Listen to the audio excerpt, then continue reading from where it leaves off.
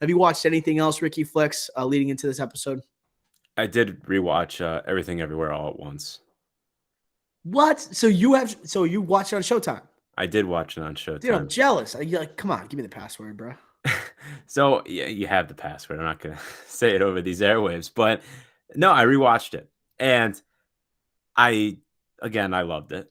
It's one of my favorite movies of the year, and I don't know what my favorite movie of the year is, and I think that's a problem. We have to do that draft soon. I think now that we have the Oscar finished, now it's officially like over. All new movies over. Oscar noms are out. We could do that draft. But after rewatching, I was like, actually, I don't think this is my favorite movie of the year. I thought it was. I was like, I don't know anymore. I think there's a lot of movies we slept on.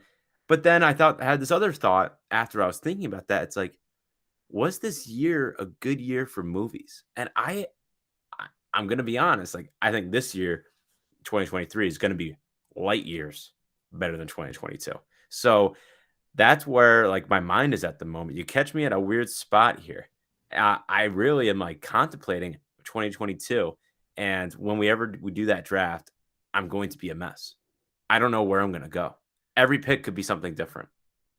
Do you think everything everywhere has been anointed too early, crowned too early, and it just seems like the darling of this year, but almost like in a way where like La La Land was the darling of the 2017 Oscars, and then Moonlight comes sweeping in. Do you see that potentially happening with like maybe a Banshees of Inisherin or an All Quiet? Like maybe like people anointed this way too early, right? We do have young filmmakers a part of this movie. It's gonna have the Kiwi Kwan gonna get anointed, like he's gonna be crowned, right? And like that one's like certainly a lock. But like, do you think like best original screenplay? It seems like also this would be a lock.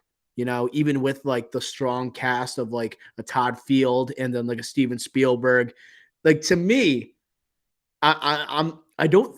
It could be the one that everyone is just automatically thinking is granting victory.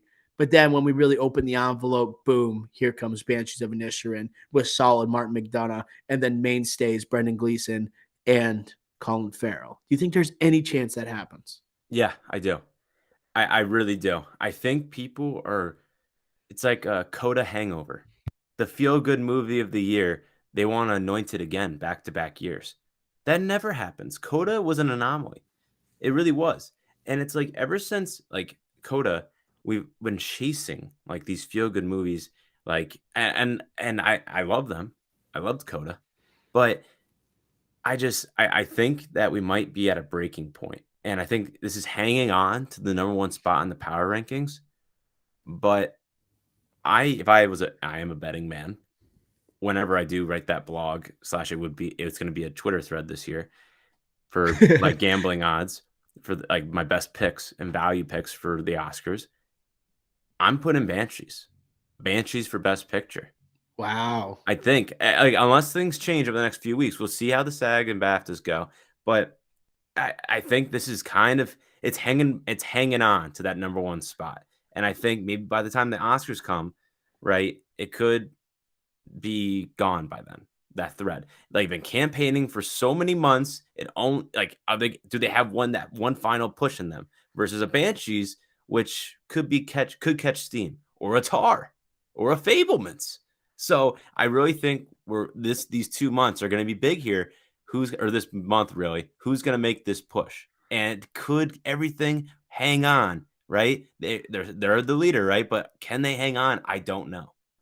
And it's not always the one who gets nominated the most that ends up getting the Oscar. Power of the It's Dog last year. Power of the Dog, and it's the same category there. All right. Not remotely similar movies, but you get the point. And then the 4 acting nominations for Everything Everywhere All at Once. You got Jamie Lee Curtis and Stephanie Sue like sneaking in. And then Ke Huy Quan and Michelle Yeoh, the 2 locks that we knew from that movie. This has a lot of momentum. I'm not ready to say it's an automatic lock, but it's a heavy lean that it's going to win. It's a heavy lean. How about that?